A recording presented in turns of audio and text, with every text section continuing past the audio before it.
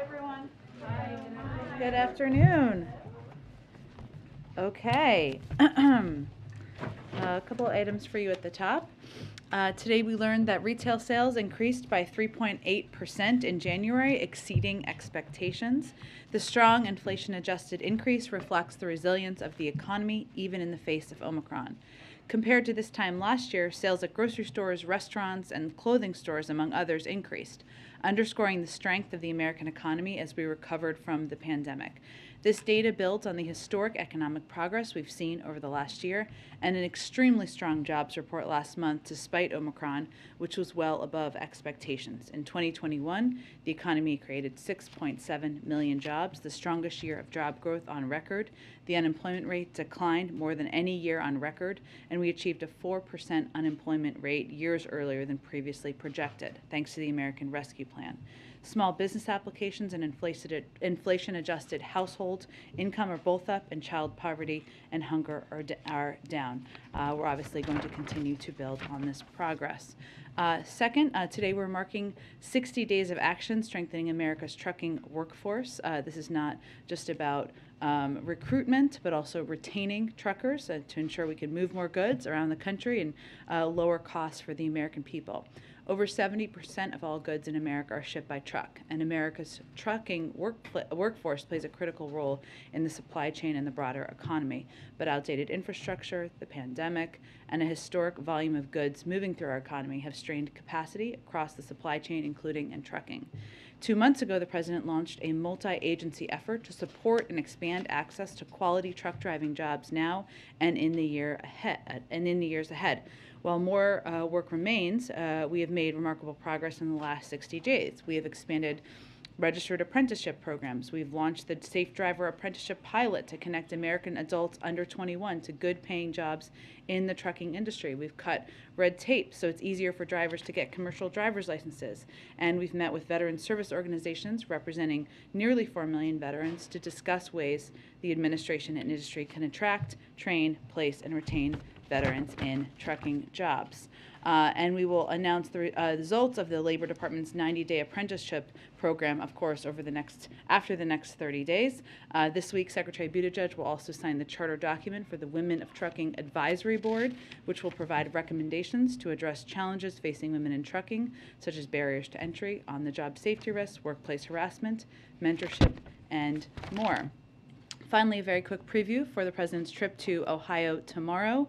It's been just 90 days since time flies since the President signed the bipartisan infrastructure law, and tomorrow he will be traveling to Lorain, Ohio, and deliver remarks on how the bipartisan infrastructure law delivers for the American people by investing in cleanup and restoration efforts in the Great Lakes region and surrounding waterways. These investments will allow for a major acceleration of progress that will deliver significant environmental, economic, health, and recreational benefits for communities throughout the region, including helping people in the community access clean water. So those of you going to Ohio, now you have a little more detail. Go ahead, Darlene. Thank you.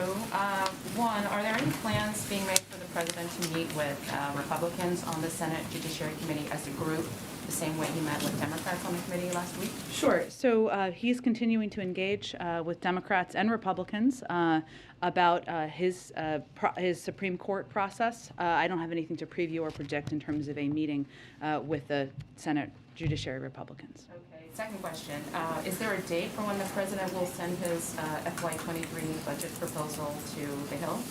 I don't have a date either for you at this point in time. I think Shalonda Young has conveyed it was expected to be after the State of the Union.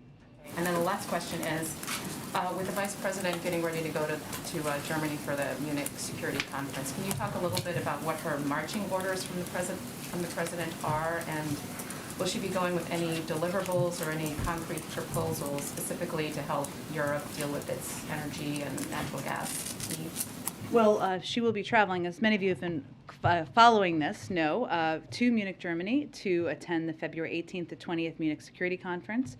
She will build on the President's and the national security team's intensive engagement with European allies and partners, and emphasize and continue to emphasize with our partners our ironclad commitment to our NATO allies, underscore our commitment to Ukraine's sovereignty and territorial integrity, and reaffirm our shared interest in upholding the principles that have underpinned security. She'll be participating in the formal program of the conference, as well as engaging with allies and partners and meeting with leaders on the margins. I know her team is planning for a preview call for all of you, I believe later this evening, to give you more details of those bilateral meetings.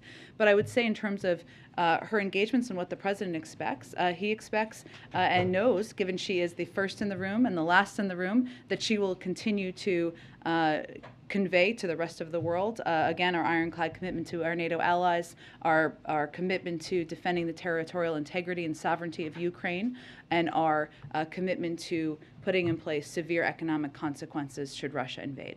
Thank you. Go ahead. Thank you. Can you comment on Russia's investigation into claims of alleged mass graves of civilians supposedly killed by Ukrainian forces in the Russian-controlled regions in eastern Ukraine? Do you believe this is part of the false flag operations that you've been warning of? Sure. Well, let me start by saying, as you heard the President say yesterday and Secretary Blinken earlier today, we're in the window where we believe an attack could come at any time, and that would be preceded by a fabricated pretext that the Russians use as an excuse to launch an invasion. And we've seen, and we've talked about this a bit in here, we've seen these tactics used in the past. So those could include, but not be limited to, the report you just referenced, claims of provocation in Donbass, false state media reports, which I think everybody should keep their eyes open and aware of that potential, faked videos, false accusations about chemical weapons, or accounts of attacks on Russian soldiers that have not actually occurred. So there could be a range of false flags and pretexts that we would expect would precede an invasion, and again, we remain in that window. And can you provide any update on the intelligence assessment of who was behind the cyber attacks of Ukraine's Ministry of Defense and certain banks yesterday? Can you as officials say that Russia was behind the attacks?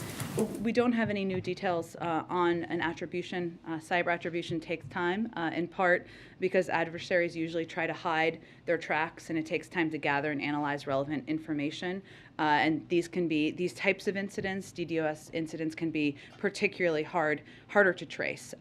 But we have also been in close touch with our Ukrainian counterparts to offer support in the investigation and response to these incidents. You may have seen the statement from Ukraine Ministry of Defense that the United States and other partners immediately reached out with support, and that some sites are coming back online. And I would note again, as I said yesterday, we've been warning for months, both publicly and privately in our engagements with the Ukrainians and the Europeans, that the potential for Russia to conduct cyber operations in Ukraine is part of their playbook as well. So we're particularly concerned, but we don't have anything new in terms of specific attribution. Jen, Oh, go ahead.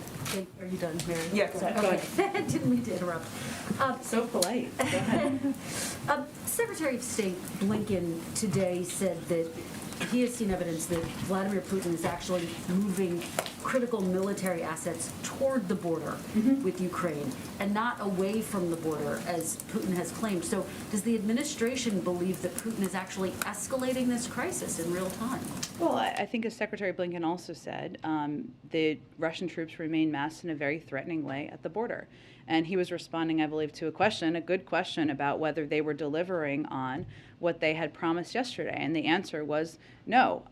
There's what Russia says, and there's what Russia does, and we're watching very closely what steps they're taking, but they remain amassed in a threatening way at the border. There has not yet been, to our awareness, an actual invasion. This date had been circled on the calendar as one that this administration, that other governments worldwide were watching very closely. What do you make of the fact that at this point, it is now darkness in that region, there hasn't been a military invasion? Well, Kristen, without getting into any intelligence or conversations we would have with allies or partners, what we had conveyed last week, and you heard Jake Sullivan convey very clearly, is that we were in the window. We remain in the window. there still as much hope for diplomacy today? Is there more hope? Where does that thinking stand? We, of course, the door continues to be open to diplomacy. Secretary Blinken spoke with Foreign Minister Lavrov yesterday. Jake Sullivan speaks with his Ukrainian counterpart nearly every day, if not every day. We remain. The president, of course, is going to speak with Chancellor Scholz later this afternoon. So it is moving forward diplomatic conversations on many channels. Follow up to a question you got yesterday about a potential gas tax holiday. You said all options were on the table. Can you go a little further? Are there actually discussions going on between the White House and Democrats on Capitol Hill about moving forward with the gas tax holiday? Well, I also said yesterday no decisions have been made, and that remains the case. So we always have an open dialogue with members of Congress, and all options remain on the table. Go ahead. One housekeeping thing first. Speaking of Secretary Blinken, he was at an event earlier today here in town and said he was cutting his time short there in order to have a meeting with the boss, the president. Was something added to the schedule this afternoon, or is there something forthcoming? Without knowing the details of the secretary's schedule, I think the president had the PDB this morning, so it may have been that. I can check if there's anything different than that. Beyond that, Foreign Minister Lavrov told Secretary Blinken yesterday that Russia's written response to the U.S. NATO proposals would be transmitted, quote, in the coming days. Has it been received, or is this potentially productive or seen as a possible delay tactic? Well, we look forward to receiving it, as Secretary Blinken has conveyed. As of my knowledge, before I came out for this briefing, I think we're still waiting for that. Is there any update on the U.S. assessment of the video released by Russia claiming to show some tanks ending military drills near Ukraine? I know there was a lot of concern about whether this was legit. Has there been any determination that it is? I don't have any new assessment of that, Ed. I think what we are watching very closely is not just what they say, but what they do. I understand you're referencing a video, but we've also seen, as the Secretary confirmed this morning, continued problematic, troubling buildup of troops at the border and surrounding Ukraine. I'm not going to ask you if the president's meeting today or soon with Supreme Court nominees. What if I was prepared to answer it today? You're missing out. Have there been any meetings?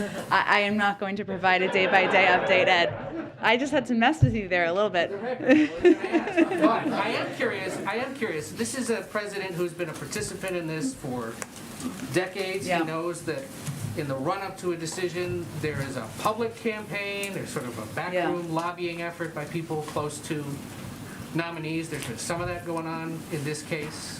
What does he make? I'm not commenting specifically on anyone's story or letter sent or anything, but what does he make of that attempt to influence an administration as they make a decision? And does he welcome it, or does he see it, if it gets a little too personal perhaps or petty, as detrimental to the process? Well, I think because of the president's long history and long background you referenced, as the former chairman of the Judiciary Committee, as the former vice president, I believe he's probably overseen or been engaged with more Supreme Court nominee processes than anyone in history. He is not going to be swayed by public campaigns or public sniping or lobbying efforts. He is going to pick an eminently qualified black woman to nominate to the Supreme Court, and he has a number of potential choices that he's very excited about. Just real quick on this. The Club for Growth is now running ads in English and in Spanish targeting Latino audiences and suggesting that the president's focus on nominating a black woman to the court versus qualified Latino judges, and they list a few in their ad, is racist. What do you make of that? Well, the Supreme Court has been around for 230 years. There's never been a black woman who served on the Supreme Court. The president believes that's a problem with past processes and not a lack of qualified black women to serve on the Supreme Court. There are also opportunities, perhaps in the future we'll see, to nominate others. We don't know at this point in time, but the president is proud of the range of credible, qualified candidates he's looking at, and looking forward to making an announcement soon. Go ahead. Thank you. A quick follow-up on the cyber stuff. Would the U.S. consider a disruptive attack against Russia similar to the DDoS one right now being waged against Ukraine? So say that one more time. I'm sorry, if the U.S. would consider like a distributed denial of service attack, like when it's talked about potential cyber responses, is that one of the potential options? Like In terms of what we would do in response? Yes. I'm not going to outline or detail what options the president would have at his disposal. Again, he can take any step of seen and unseen. He has the right to do that, but we have not even made an attribution at this point in time. Russia's lower house of parliament voted on Tuesday to ask Putin to recognize the self-declared Donetsk and Luhansk People's Republics. Blinken said today that that move would necessitate a swift and firm response from the United States in full coordination with allies and partners. What might such a response look like? Sanctions, export controls, what kind of? There's a range of options we have at our disposal. I'm not going to outline those from here, but I would also just reiterate a couple of points that Secretary Blinken made in his statement, which includes the fact that the Kremlin's support of this amounts to the Russian government's wholesale rejection of its commitments, its own commitments under the Minsk agreement, which is certainly the reason to have such a strong reaction to it from the Secretary of State. And enactment further undermines Ukraine's sovereignty and territorial integrity, constituting a gross violation of international law. So hence we have, as you said, he conveyed in his statement, that necessitates a swift and firm response from the United States in full coordination with our allies and partners, but I don't have anything to preview at this point in time. Quick follow-up on oil. CNN is reporting that NSC Middle East Coordinator Brett McGurk and State Department Energy Envoy Amos Hochstein are in Riyadh today. Thank you for that. Because you have to restate his name on television. Amos are in Riyadh today to press the Saudis to pump more oil. And I wondered if you could confirm that. I can confirm they are on a trip. There are a range of topics to discuss, including Yemen. And as you know, we engaging with our partners around the world about ensuring supply meets demand as part of our objective from here as well. And that that's one of the objectives of the meeting as well? I don't have more details on the meeting at this point in time. Go ahead. Thanks, Jen. The Secretary of State said today that they've not seen meaningful pullback by Russia when it comes to the forces that they put on Ukraine's border. What would meaningful pullback look like to the United States? Well, I'm not going to define that by troop numbers. I think we will know it when we see it, which is a verifiable reduction of troops at the border of Ukraine. But you're not looking at a certain metric or anything like that? Nothing that I'm going to outline from here. The president updated the number yesterday, changing it from about 130,000 we believed that Russia had amassed on the border to closer to 150,000. How long does the United States believe Russia can maintain that kind of a force posture? Well, he also said, including in Belarus and encircling Ukraine as well, to be clear. In terms of their ability to maintain that, I'm not going to get into intelligence from here. But there's no judgment on... Nothing I'm going to outline from here. Okay, my last question, on the CIA station that is being relocated closer to the border with Poland, outside of Kyiv, does the U.S. have concerns that that will affect their ability to be able to track Russia's movements from Ukraine? There's a lot of intelligence questions today, which is absolutely fine, but there's nothing I can detail on that from here either. But no concern that them moving the CIA station out of the capital is going to affect I'm just that? not going to speak about our intelligence processes in Ukraine or in the surrounding area from here. Go ahead. Thanks, Jen. Following up on Kristen's question, obviously the invasion didn't happen today. Pentagon was eyeing today as a possible date that we could see some sort of action, some sort of invasion. Does the White House think that Putin could be bluffing About what? about his intention to Not move invade or forward? to invade? Well, either way. Well, President Putin has said he doesn't intend to invade. We've also said he's prepared to do that and has lined up troops at the border to invade. So I don't think we are waiting for President Putin's comments to assess what is being prepared around the border. Do you think that your efforts to put all of this intelligence out about his, what might happen next might have deterred something that we could have seen in the last 24 hours? Well, that's part of our has been part of our objective overall, Jackie, right, is to make it more difficult for the Russians, for President Putin to lay a predicate for war. And our objective is to try to avoid war, prevent war. Now, it's ultimately up to President Putin to decide what steps he's going to take. But putting out specific details about the types of false flag operations, their efforts to push misinformation through Russian media, the types of tactics they've used in the past, that's all a part of our effort to make it more difficult for them to use these tactics and keep the eyes of the global community open.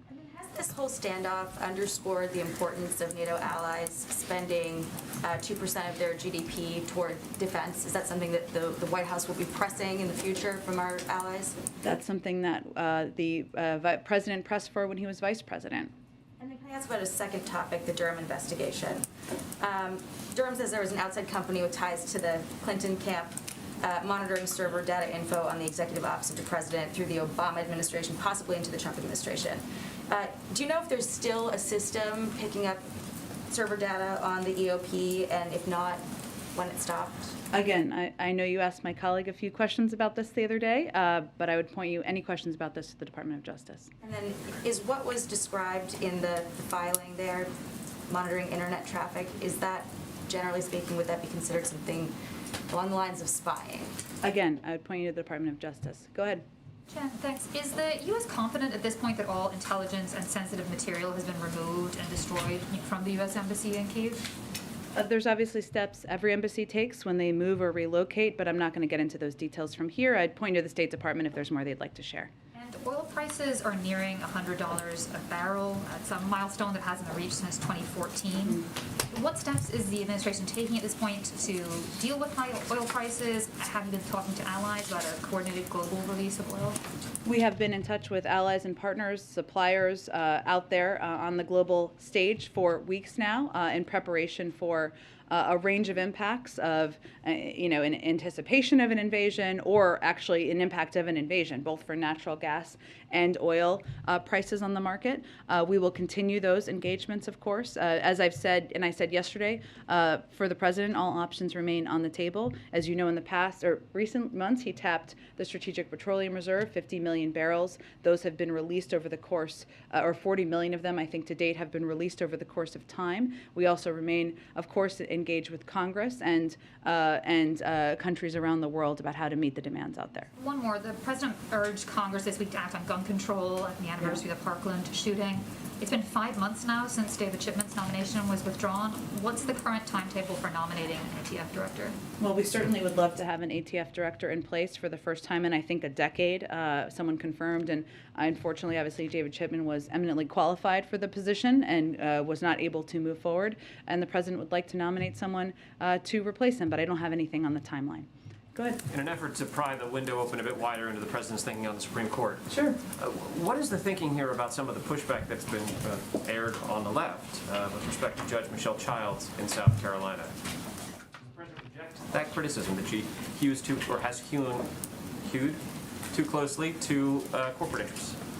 Well, I think with some of the criticism I've seen out there is related to her labor record. If you look at South Carolina, the AFL in South Carolina endorsed her and has been supportive of her. I think the president, in response, or just to go back to Ed's question, which I think is similar, the president is not interested in public griping or in lobbying campaigns or efforts to trash other candidates. He is going to keep his blinders on, look at the qualifications, the cases, the backgrounds, the credentials of these eminently qualified nominees. All of the ones he's considering would make excellent qualified Supreme Court justices, and that's where his focus remains. On background and qualifications, how important is it to the president that his choice have served as a public defender?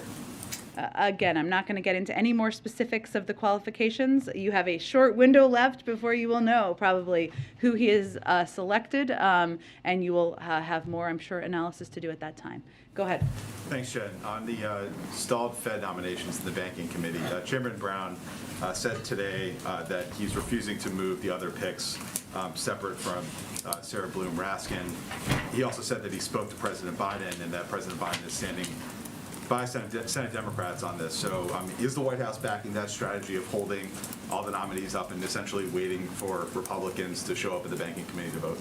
Absolutely, and I was in the Oval Office when the president spoke with Senator Brown, so I can confirm, not that there was any doubt, that he conveyed exactly that to the senator, that he agrees that Republicans are AWOL on the fight against inflation, and at this pivotal moment in our economy, everyone understands we need a full Federal Reserve Board, the first one in nearly a decade to tackle inflation and bring prices down for American families. So no, we are not advocating for splitting the nominees. We support Chairman Brown's decision to keep all 5 on the Fed board pushing them forward through the committee, and we believe Republicans need to do their jobs and show up to vote for these nominees. You've spoken about the urgency with inflation and other issues facing the Fed, but given that Republicans have shown no signs of bending and that the Senate is poised to go on recess by the end of the week, I mean, how likely or unlikely is it that we're going to see a vote before the end of the month on these nominees? Well, I would point you to Chairman Brown for that. He is very committed, and I'm sure, and I think as you've seen him publicly, he can be quite a bulldog when he wants to get something done. So we support his efforts to get these 5 nominees forward. There's a couple days left, and all we're asking is for Republicans to show up and do their job. They can vote against people, but not showing up is not delivering on the commitment you made to the American people when they elected you. Lastly, on that issue, Senator Toomey was at an event where he said he believed the Fed was basically able to perform at full strength even without the confirmed nominees. Your reaction to that? I think there's no question that having a full federal board fighting inflation at a time where that is the stated #1 concern of many Republicans, many Democrats, and many in the American public would be the ideal scenario here. Go ahead. You said a couple times just now that the president's not going to be swayed by lobbying efforts, but I'm wondering if that's the case, what does he make of Congressman Clyburn's pretty aggressive push for one specific judge, Judge Childs? Does that count as lobbying? Is the president listening to that? This is obviously someone he has in high esteem and is close with. Of course he does. He has him in high esteem. He is close with him. But again, the president, who is someone who has been through a number of these processes before, who's overseen hearings, who has played a role as vice president in helping select incredible nominees and now Supreme Court justices to serve, he's going to consult broadly, and then he's going to look at their credentials, review cases, and make a decision about the right person to nominate for the court. And I think the only other angle left on the interviews that you have not been asked is, will you tell us when the interviews are complete? Unlikely. I will tell you, the president will tell you when there's a nominee. The good news is March 1st is around the corner. So, we remain on track and you don't have too much longer to wait. Go ahead. Thanks. Last night, voters in San Francisco voted to recall 3 school board members. I'm wondering if the White House has any reaction to that result. Sure, we of course did see that. We don't have any reaction directly to the decision by the local school board, but I would just reiterate that the president's objective has been keeping schools open from the beginning. And now at this point in time, 99% of schools are open, in large part because of the funding in the American Rescue Plan and efforts that he and his Secretary of Education undertook to ensure schools had the resources and the information needed to keep schools open. We understand where parents are coming from when they want schools to be open as well, and the president recognizes the mental health impact it has on kids for them not to be open. So we don't have any specific comment on the local decision about the local school board leaders, but that remains the president's objective. And on education more broadly, we saw that be an issue in the Virginia gubernatorial race. Obviously, this is the issue here in San Francisco. I'm wondering what the White House or the president's message is to parents about, you address school reopening, but more broadly, some of the issues that we've seen play about equity, about curriculum play in some of these electoral races. Well, tell me more about specifically. In San Francisco, specifically, there was controversy over the renaming of schools.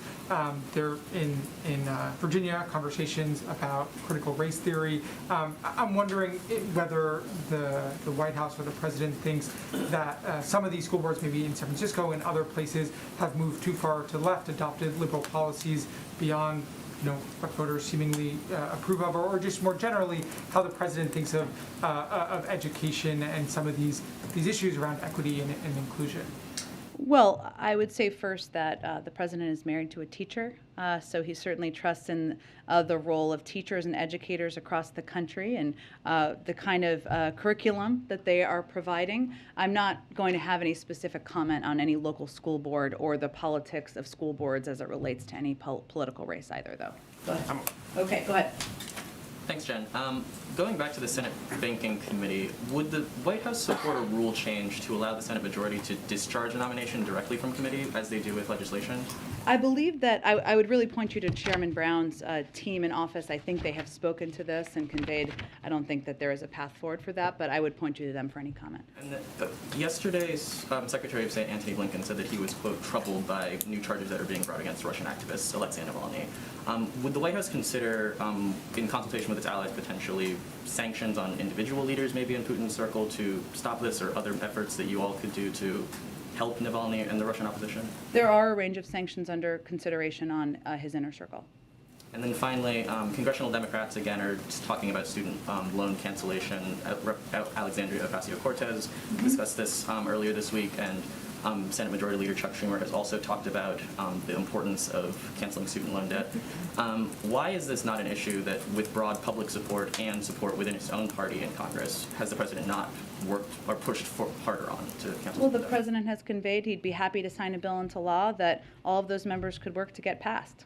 And then finally, yesterday marks the 30th House Democrat to announce their retirement from Congress. Is the White House at all concerned that this is indicative of a political climate in the broader country, in his own party, and could simply the retirements of very senior Democrats on the Hill potentially have implications for the White House's domestic agenda?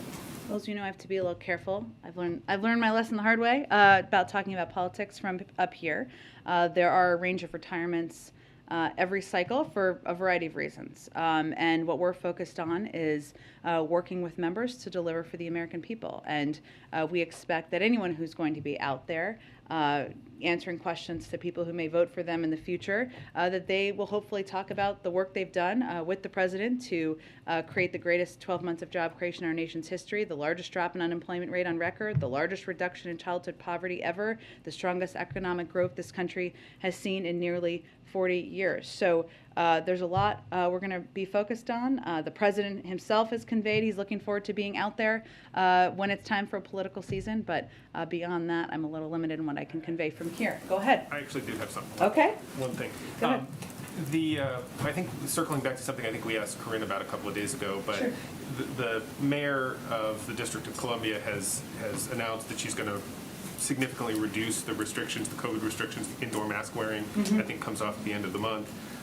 The requirement to show proof of vaccination has ended, I think, as of yesterday. The campus, the White House campus, is in Washington, D.C., obviously affected by the metrics that are around in terms of case counts and hospital counts and what have you. Does that, are you guys going to follow some of the recommendations that the mayor has put out, or are you going to wait for the CDC to make their recommendations before you change any of the activities on this campus? We'll wait for the CDC, and they've said, and I know you had a COVID briefing a little bit earlier today, that they're continuing to review mask guidelines and how different communities in the country should assess them, but we'll wait for the CDC to make any changes here. And on the Supreme Court, I think I've thought of one more way. Okay, go ahead. Which is only to say that when the president said the other day that he was considering about 4 nominees, did he mean 3? Did about 4 mean 3? The president meant about 4, and I don't have anything further to add to that. Go ahead. I'm sorry, I actually do have another way to get at that. Go ahead. With the president traveling tomorrow, could you rule out that the announcement would come this week, and would you flesh out more details on what you expect the announcement to look like? Sometimes we've seen them take place in prime time with events in the East Room. Is that what the president's looking at for his announcement? We don't have any details on that to preview at this point in time. I had to try. I appreciate it. Go ahead. And on the state of California, a couple of California-themed questions for you. So the EPA is finalizing a rule that would give California a waiver and the authority to set its own emissions standards. Why does the administration think it's important for California to have the ability to set its own emissions standards?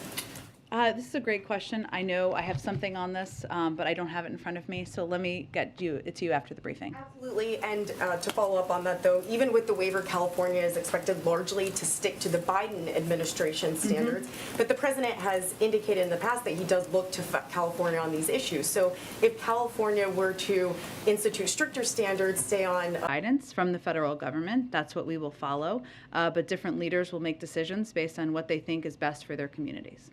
Go ahead. Great, thank you. One more on SCOTUS. Okay. Everyone's gonna try.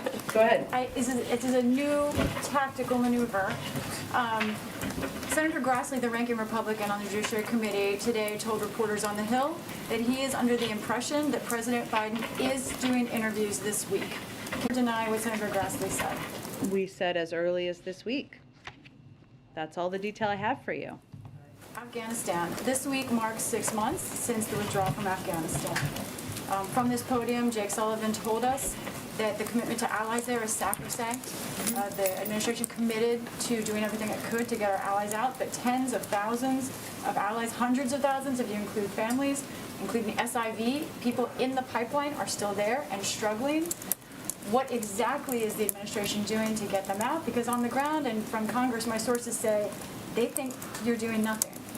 Well, I would say that we have successfully helped, I can get you the specific number, but I believe it's hundreds, depart from Afghanistan. Partners, allies, people who have stood by our side since we withdrew from Afghanistan at the August. We've worked in partnership with allies and partners in the region, including the Qataris, where we have our diplomatic presence. We are the largest contributor of humanitarian assistance of any country in the world, which we continue to provide through proven third-party aid organizations as well.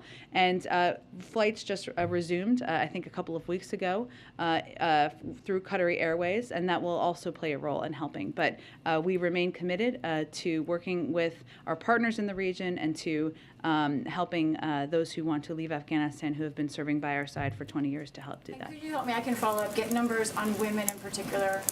I would point you to the State Department, and they would have any details on specific numbers. Go ahead. Thank you, Jen. The British Prime Minister said that Russia is sending mixed signals or messages. They said they're open for diplomacy and they keep on building the military backup on the border. Does the White House believe actually that the Russians are using deceitful tactics? And can you update us on the talks in Vienna or Iran talks?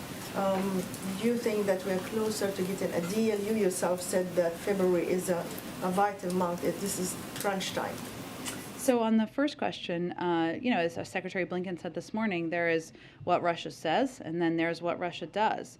And we certainly believe that they will continue to use false flag operations, efforts to deceive, lay a predicate for war, which is why we have been putting out as much information as we can on that front so that the world is aware and knows what to look for and watch for. And we do that, of course, in partnership with our allies around the world. As it relates to Iran, I believe they're still in the 8th round of negotiations. Of course, as we've said in the past, we would certainly support efforts or the opportunity to have direct engagement with the Iranians. We've said that our focus remains on a deal that addresses the core concerns of all sides.